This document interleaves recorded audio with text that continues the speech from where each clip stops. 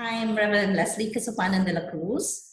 I'm presently working with the Aita tribes in the provinces of Pampanga and Zambales, two provinces.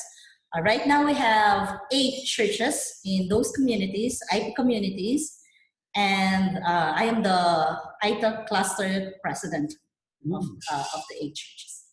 So, Pastor Leslie, what was the feeling in the room the past 2 days as we gathered as the steering committee?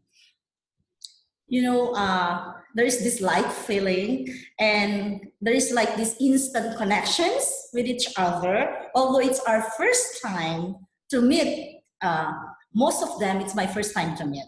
It's only DS Joel and Ate Connie and Ate Framer, but most of them, it's my first time to meet them. But you know, there's this instant connection. Mm-hmm. So, and for the past 3 days, as we have gathered together with the sharing and with the discussion, I have learned more about them, and I have this, you know, this not only connections, but there is this like brothers and sisters relationship that was being developed. And I am thanking God for that.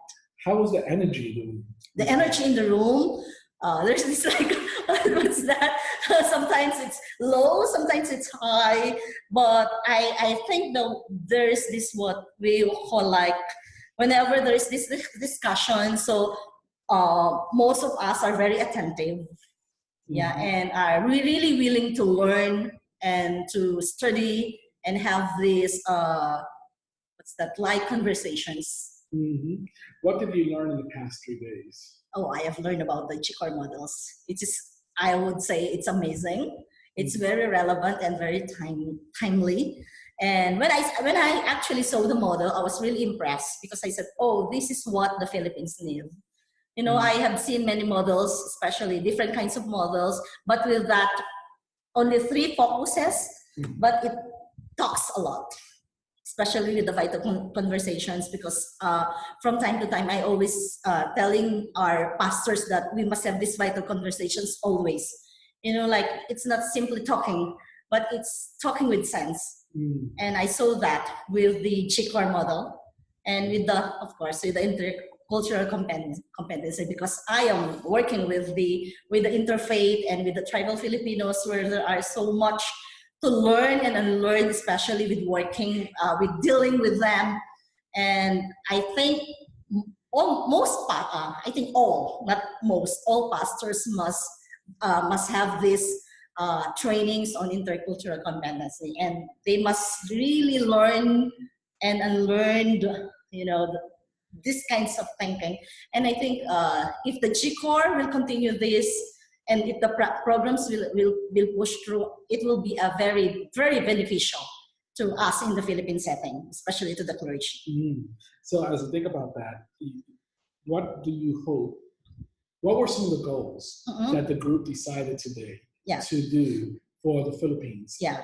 So I'm thankful that we have these 3 teams. So we have already these 3 teams, like the assessment team, the manual, the organization and creating the manual team, and with that of the resource team. So I just hope that we will continue to be in connection with each other and really internalize what GCOR ministry is, and that all of us will contribute for the benefit, not of us, but for the benefit of the whole United Methodist Church in the Philippines, and also with that of the other agencies and other people, especially with that of the young people, with the children as well, and with the tribal Filipinos. And as you think about how will you continue to share about GCOR in the next months ahead? Okay. I already committed myself in promoting GCOR. Actually, I'm planning that after this, because we will be having a district meeting, so I would tell my DS about what we have talked with the GCOR. Actually, before I came here, I told him we have a planning session, but then I told him, DS, I'm sorry, I cannot attend with the planning session, but I will have some representatives so that at least my plans, or those I think that the district will can include in the plan. And then I told him, definitely I will report to him what we have discussed during these meetings, and eventually I will promote it in my conference.